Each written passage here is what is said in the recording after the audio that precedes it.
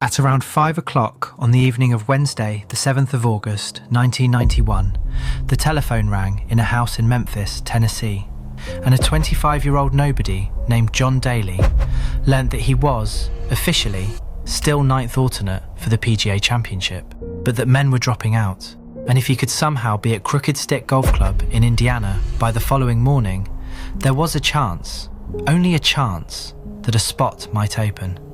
Ninth alternate. Understand what that means. 8 other men stood between him and the field, and the tournament started in the morning, and the course was a 7.5-hour drive away, and there would be no practice round, because there was no practice time left. Any rational professional stays home. Daly threw his clubs in the car with his girlfriend and drove through the night. Somewhere on that drive, Nick Price withdrew from the championship.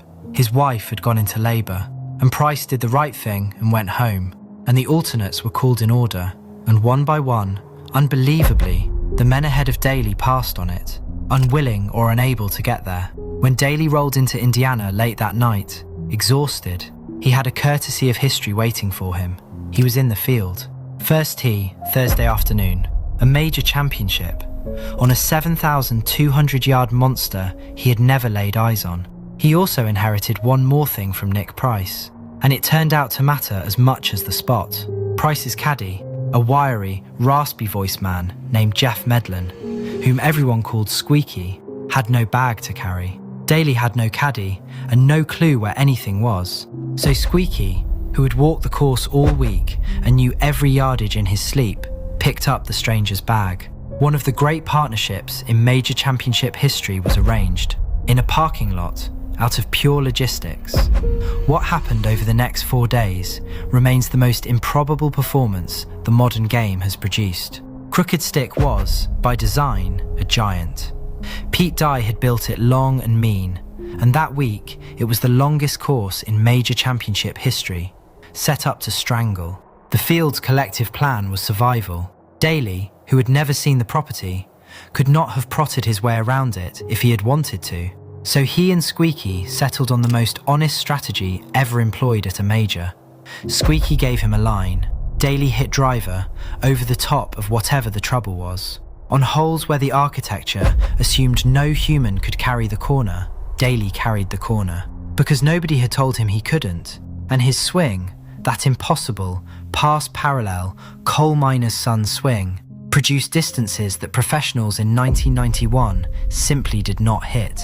Grip it and rip it. Squeaky said grip it. John ripped it. He opened with a 69, no practice round. Decent. Then on Friday he shot 67 and took the lead of the PGA Championship, and America looked up from its dinner and asked, more or less in unison, who in the hell is John Daly? The answer was irresistible. A mulleted 25-year-old from Arkansas, out of the game's hard side, mini tours and qualifying schools, no country club childhood, built like a bartender, smoking, inhaling Diet Coke, hitting the ball distances that made galleries laugh out loud. By Saturday, the crowds at Crooked Stick had stopped watching the tournament and started following him around like a carnival. Thousands deep, roaring at tee shots the way crowds roar at knockouts. Golf crowds do not behave that way. They did that week. It should be said that the week had already turned dark in a way that mattered more than golf. On Thursday, a spectator named Thomas Weaver was struck by lightning in the parking lot and killed. When Daly won, one of the first things he did, as a man who was, at that moment, not remotely rich, was quietly give $30,000 of the prize money to the man's family, for his daughters. He barely mentioned it. It got out anyway. Remember that detail whenever anyone tells you what John Daly is, because Sunday came and the script demanded collapse. Unknowns lead majors so that they can fall apart on the final afternoon. That is the natural order of the sport. Bruce Litsky, a wonderful, steady professional, waited in second for the inevitable, and the inevitable never arrived. Daly did not flinch. He kept pulling driver, kept ripping it, played the final round like a man with nothing to protect, and won the PGA Championship by 3 shots. Ninth alternate, 0 practice rounds, a borrowed caddie, 3 clear. And spare a grin for the man he beat. because the universe cast Sunday perfectly. Bruce Litsky was the tour's great genius of minimalism, a player famous for barely practicing at all, who took months off every year to coach his kids' teams and fish, whose caddie once famously left a club cover stuffed with food in his bag for weeks to prove Litsky never opened it. The most laid-back man in golf, run down by the only player in the field who had prepared even less than he had. Somewhere in that pairing is a sermon about golf that the range rats of the world have never wanted to hear. There is no comparable result in the sport. There is barely a comparable result anywhere in professional sport. He went to bed on Wednesday, not in the field, and by Sunday night, he was a major champion, and by Monday, he was the most famous golfer alive, not named Nicholas or Norman.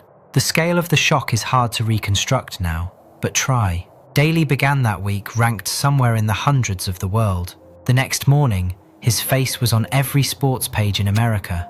Wilson was printing his name on equipment within weeks. He was voted Rookie of the Year by men who had never heard of him in July, and galleries doubled at every event he entered for the rest of the season. Golf had spent a decade as a polite television product, and here was a champion who looked and lived like the people watching, and the people watching noticed. Purists complained that he was all violence and no craft, and then quietly watched the tapes again, because the truth was worse for them.